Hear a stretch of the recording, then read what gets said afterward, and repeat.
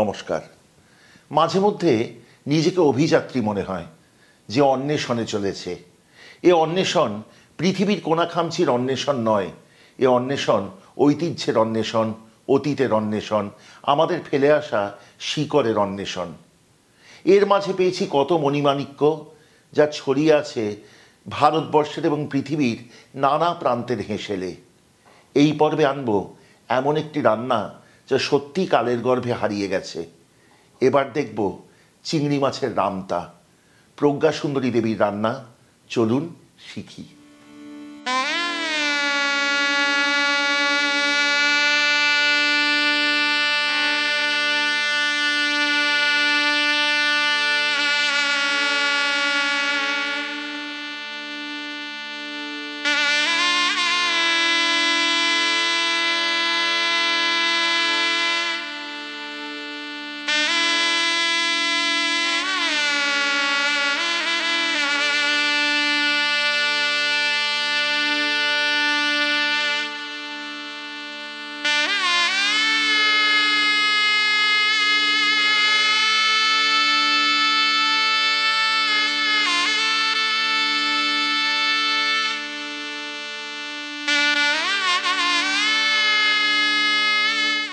এই রান্নার শুরুতেই সেরে নিতে হবে দুটি প্রস্তুতি পর্ব। প্রথমে হালকা হাতে ছেঁচে নিন এলাচ, লবঙ্গ এবং দারচিনি, সরিয়ে রাখুন এবং তারপর একসাথে মিহি করে বেটে নিন বেশ কয়েকটি উপকরণ। আমি নেব গোটা চারেক এলাচ, সাথে ৫-৬টি ফুল ফেলা লবঙ্গ এবং ইঞ্চি দেড়েক দারচিনি।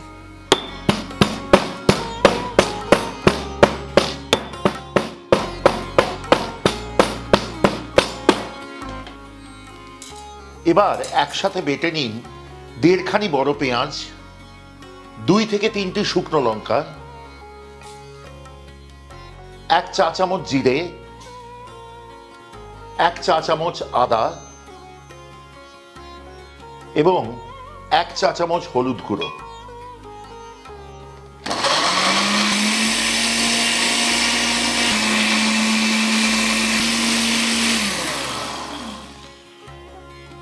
যদি শিলে বাটেন তাহলে প্রয়োজন হবে না, কিন্তু মিক্সার গ্রাইন্ডার, ব্লেন্ডারে বাটলে একটু জল যোগ করবেন। আমাদের প্রাথমিক প্রস্তুতি পর্ব শেষ। এবার আসবো মূল রান্নায়। কড়াইয়ে যদিও প্রজ্ঞা সুন্দরী দেবী বলছেন শুধু ঘি দিতে, আমরা ব্যবহার করব সাদা তেল আর ঘি।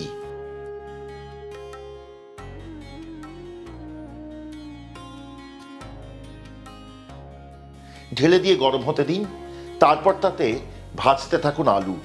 যখন আধ ভাজা হয়ে আসবে তখন খানিকটা জল দিয়ে সেই জল প্রায় শুকিয়ে ফেলুন, আলু তুলে আলাদা রাখুন।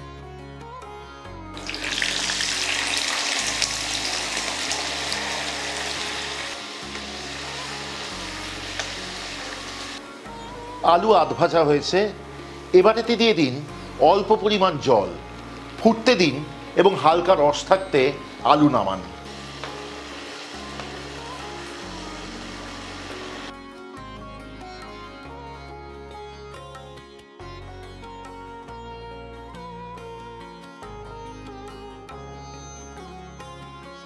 এবার সেই কড়াইটি আঁচে বসিয়ে ঢেলে দিন আরও খানিকটা সাদা তেল এবং তার সাথে ঘি।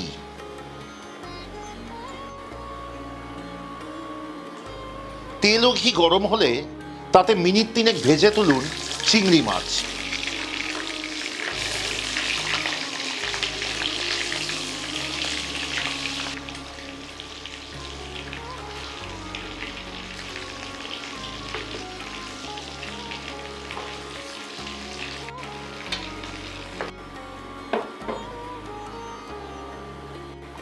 এবার অবশিষ্ট তেলে দিয়ে দিন আগে থেকে ছেঁচে রাখা গরম মশলা। গরম মশলার সুগন্ধ বেরিয়েছে, এবার এতে ঢেলে দিন আগে থেকে করে রাখা বাটা মশলা।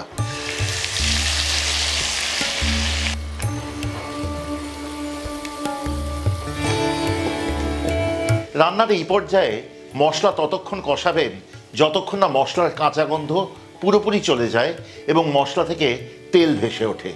এইখানে দুটি কথা কিন্তু না বললেই নয়। প্রথমত প্রজ্ঞা সুন্দরী দেবী বলছেন এই রান্না কিন্তু বড় চিংড়ি মাছ এবং মাথার ঘিলু শুদ্ধ চিংড়ি মাছেই করবেন, তাতেই স্বাদ বৃদ্ধি হবে। যদি খুব বড় চিংড়ি মাছ হয় তাহলে মাছ ভেজে নেবার পর কেটে নেবেন, চাকা চাকা করে কাটবেন। এবং যদি মাঝারি অথবা ছোট মাপের চিংড়ি হয় তাহলে কিন্তু চিংড়ি আস্ত রাখবেন। সাধারণত অল্প চিংড়ি মাছ থাকলে অনেকজনের কুলিয়ে ওঠা খুব অসুবিধা হয়, সেখানে কিন্তু এই রান্না খুব সাহায্যে আসবে, কারণ এটি এমন একটি বড় চিংড়ি মাছের রান্না যাতে অল্প চিংড়ি মাছে অনেকজন মিলে একসাথে খেতে পারেন। মশলা কষে তেল ছেড়ে দিয়েছে, এবার এতে দিয়ে দিন পরপর প্রথমে 200 গ্রাম টক দই, তার সাথে 1 টেবিল চামচ পরিমাণ তেঁতুলের কাঠ, গোটা 4 কাঁচা লঙ্কা এবং স্বাদ অনুসারে নুন। নুন দেবার সময় কিন্তু মনে রাখবেন আপনি আগে মাছে এবং আলু কোনোটিতেই নুন দেননি। এবার রান্নাটি কষান ততক্ষণ যতক্ষণ আবার দই পুরো তেল ছেড়ে দিয়ে মিশে যায়। রান্নাটিতে তেল ছাড়তে শুরু করেছে, এবার এতে দিয়ে দিন পরবর্তী দুটি উপকরণ। প্রথমে দিন 1 চা চামচ আদা কুচি, তার সাথে দিন 1 টেবিল চামচ পরিমাণ চিনি এবং সবশেষে আগে থেকে ভেজে রাখা আলু।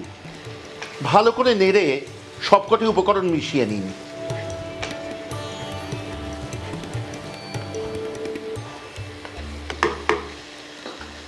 এই পর্যায়ে কিন্তু রান্নাটি হতে দিন পরবর্তী 2 থেকে 3 মিনিট। আগেই বলেছি এই রান্নাটি বড় লক্ষ্মীমন্ত, কারণ যদি বাড়িতে বড় চিংড়ি থাকে কম পরিমাণে কিন্তু অনেক মানুষকে খাওয়াবার থাকে তাহলে এই রান্নার চেয়ে ভালো আর কিছু হয় না। যদি ছোট চিংড়ি থাকে সবাইয়ের পাতে পড়বে, কিন্তু বড় চিংড়ি থাকলে প্রজ্ঞা সুন্দরী দেবী বলছেন তা চাক চাক করে ভাগ করে নিন, আর তার সাথে আলু যোগ করলে হয়ে যাবে এতখানি রান্না, সবার পাতে পড়বে খুব সুন্দর চিংড়ি মাছ।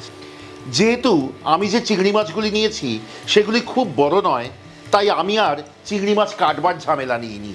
চিংড়ি মাছ যোগ করে মিশিয়ে হতে দিন আবারও 2 থেকে 3 মিনিট, তাহলেই কিন্তু প্রস্তুত এই অনবদ্য সুন্দর অথচ হারিয়ে যাওয়া রান্না চিংড়ি মাছের রামতা। আমাদের চিংড়ি মাছের রামতা রান্না শেষ। এই রান্না কিন্তু পরিবেশন করতে পারেন ভাত, রুটি, লুচি, পরোটা, পোলাও, যা ইচ্ছা তার সঙ্গে, সমান ভালো লাগবে। আর শেষে বলি, কেমন লাগলো আজকের রান্নাটি অবশ্যই আমাদের কমেন্টে লিখে জানান। যদি ভালো লাগে তাহলে ছড়িয়ে দিন আত্মীয় বন্ধুদের মাঝে, কারণ এভাবেই কিন্তু বেঁচে থাকবে আমাদের ঐতিহ্য, এগিয়ে যাবে আমাদের শিকড়। এবং যদি ভালো লাগে তাহলে সাবস্ক্রাইব করতে ভুলবেন না, সাথে টিপে দেবেন বেল আইকনটি, তাহলে আমাদের চ্যানেলের সব রান্নার নোটিফিকেশন সবচেয়ে আগে পৌঁছবে আপনার কাছে।